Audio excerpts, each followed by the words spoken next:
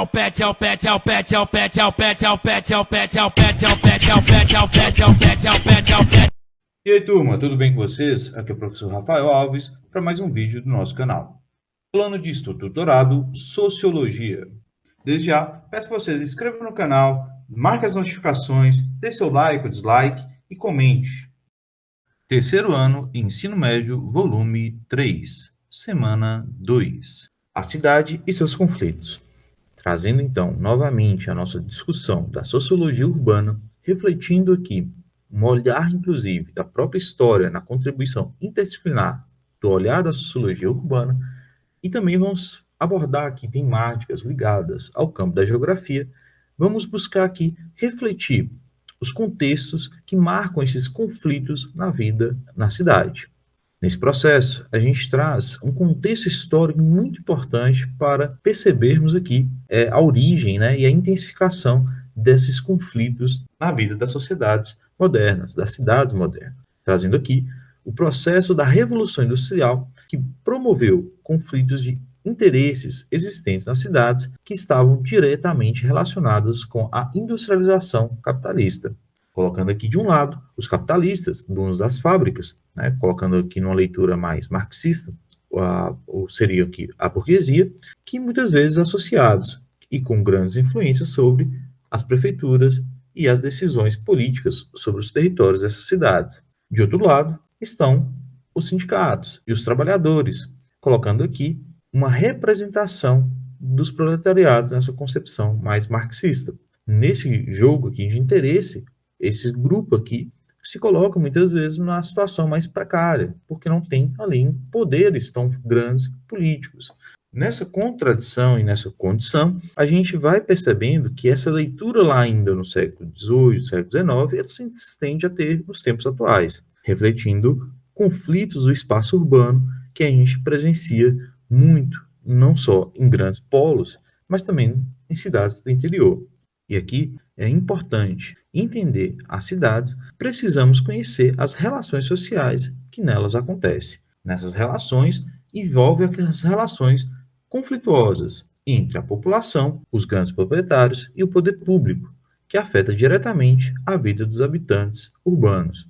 Esses conflitos se expressam, por exemplo, na desigualdade de acessos a serviços, na distribuição da infraestrutura urbana, na violência, tema que a gente, inclusive, vai aprofundar mais, refletir na criminalidade e a questão do Estado, e nas várias formas da luta social, colocando aqui a participação política, a participação dos movimentos sociais, sindicais, como exemplo, pelo direito à cidade, à cidadania e à moradia.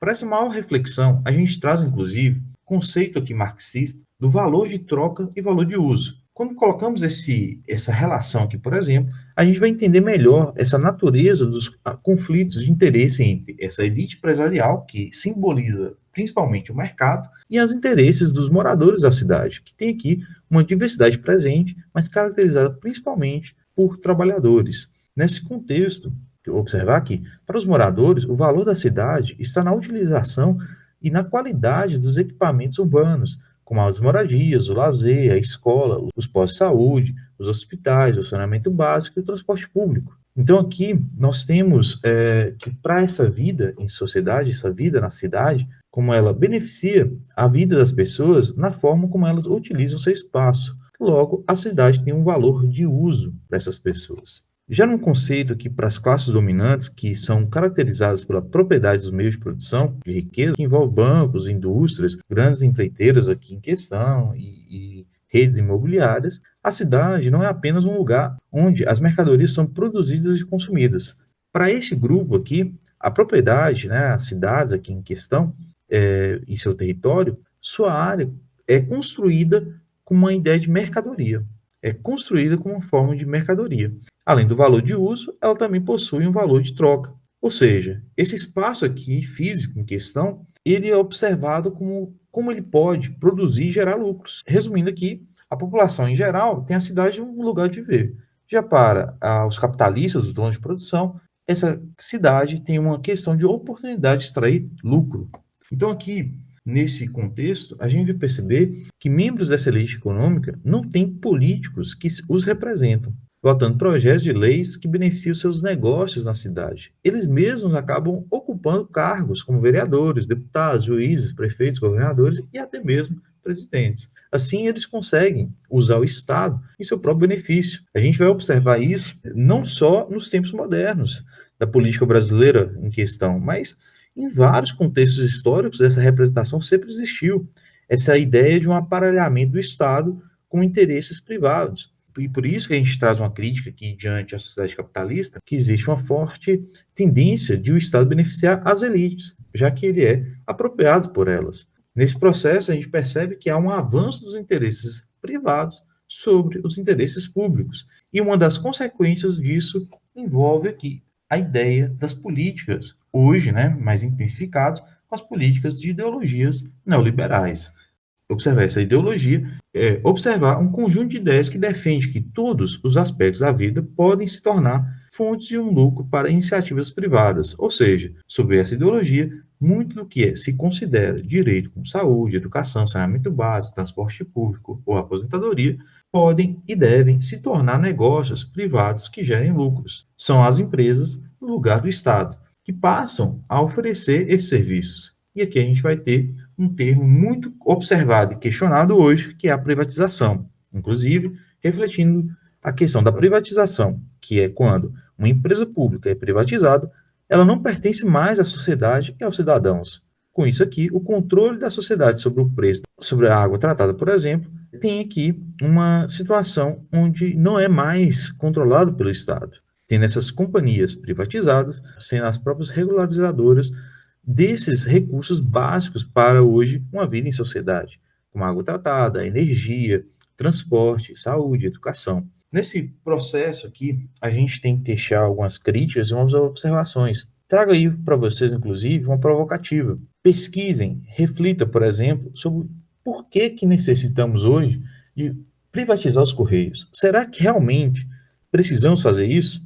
Uma empresa como os Correios, tão antiga quanto e tão representativa quanto simbólica, em questão para nós aqui no Brasil, e entendendo também que os Correios é uma grande empresa que gera lucros para o Estado, qual a necessidade de privatizar?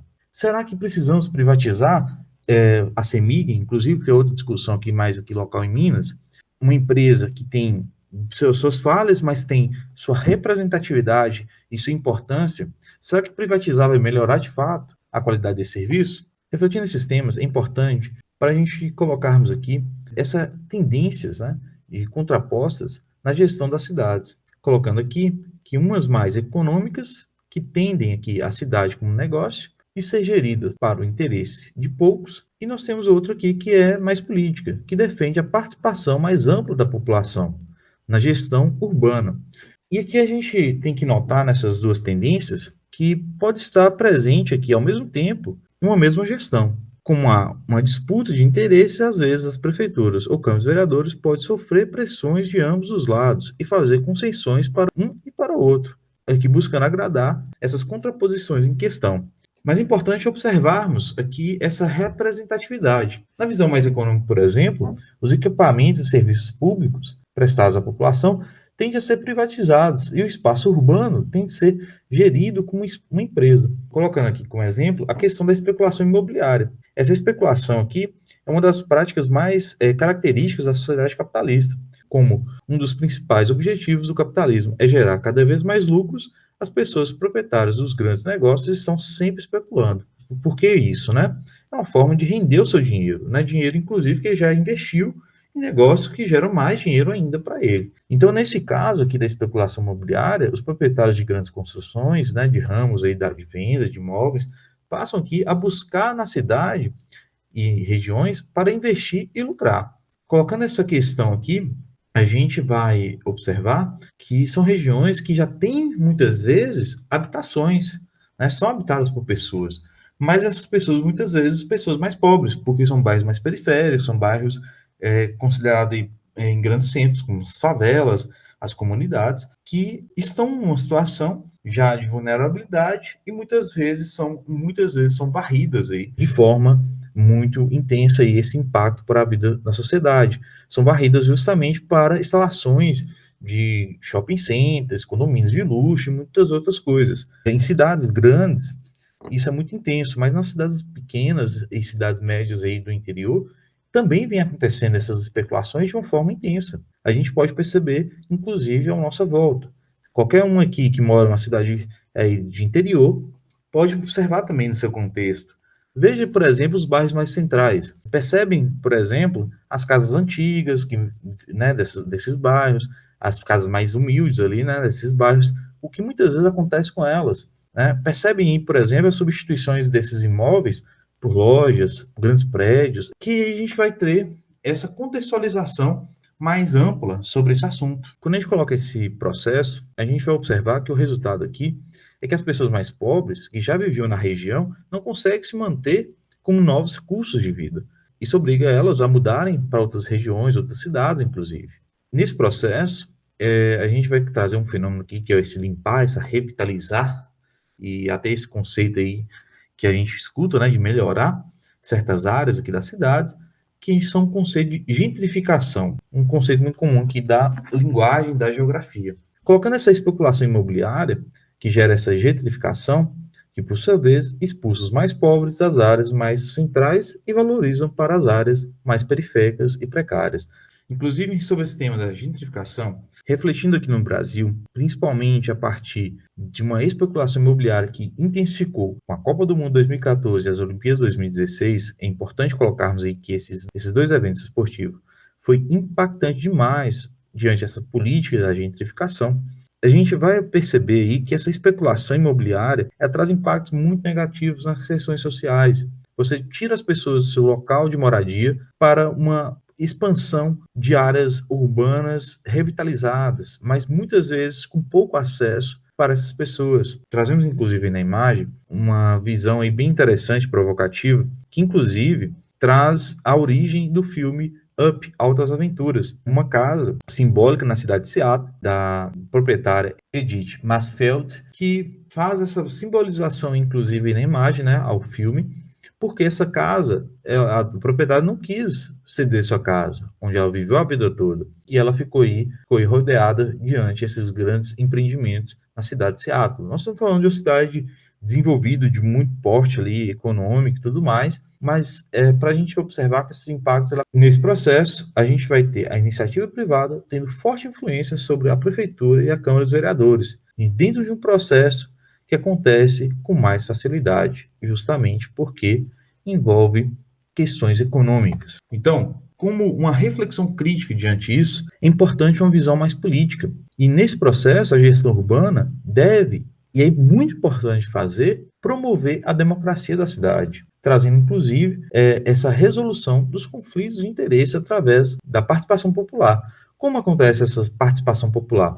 Ela acontece aqui de duas maneiras básicas. Envolve a democracia representativa, a partir de conselhos municipais, a partir de comitês de mobilização social e a partir também de representantes do legislativo, com os vereadores. Mas também ela tem a democracia direta, com plebiscitos, consultas e audiências públicas. Nesse processo, são capazes aqui de controlar a especulação imobiliária e reduzir a segregação espacial na cidade, buscando aí soluções para essas pessoas que sofrem esses impactos. Então aqui, a gente tem que observar que essa participação é muito importante. Um exemplo muito grande sobre isso é o orçamento participativo, que através dele a população passa a ter poder da decisão sobre de como serão utilizados os recursos públicos da cidade. A prefeitura, que em questão, promove uma reunião aberta expondo qual é a quantidade de recursos disponível para o investimento público do ano seguinte, e a partir daí as diferentes regiões da cidade se organizam e elegem conselheiros, que são moradores da comunidade, que com a ajuda de técnicos definem aqui quais são as maiores necessidades de sua região.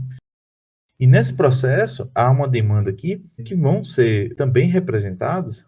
E a partir daí, são demandas que vão ser colocadas para vereadores, né, vereadoras da Câmara Municipal, que podem aqui votar e aprovar como os recursos serão utilizados na solução dos problemas. Dessa forma, a Prefeitura planeja e começa os projetos que serão desenvolvidos para a melhor condição de vida da cidade, tendo aqui uma questão que partiu de um poder de decisão sobre o espaço urbano por parte de moradores de áreas que, inclusive, são as mais tendenciosas a serem excluídas. como as favelas e periferias.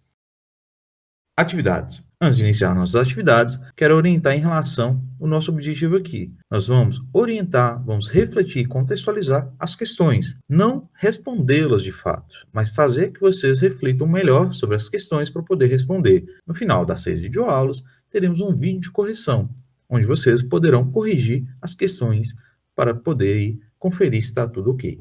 Questão 1. Enem 2016. Peço a vocês que leiam atentamente o texto de Quino sobre a nova legislação urbana e os velhos fantasmas, para podermos, então, responder à pergunta que segue. Uma política governamental que contribui para viabilizar a função social da cidade, nos modos indicados no texto, é. Então, nós temos aqui uma reflexão do conceito da função social da cidade, onde nós vamos observar essa organização física das cidades e a ocupação delas também. Trazendo, então, a questão das políticas governamentais aqui em questão e observando essa contribuição, diante a ideia de função da cidade, o que a gente vai observar aí no texto? A gente vai perceber aqui, inclusive, dentro da leitura, uma proposta de, inclusive, combater as desigualdades. É um papel muito importante dessa função da cidade, para que todos que convivam naquela cidade tenham os acessos e sejam respeitados quanto tal.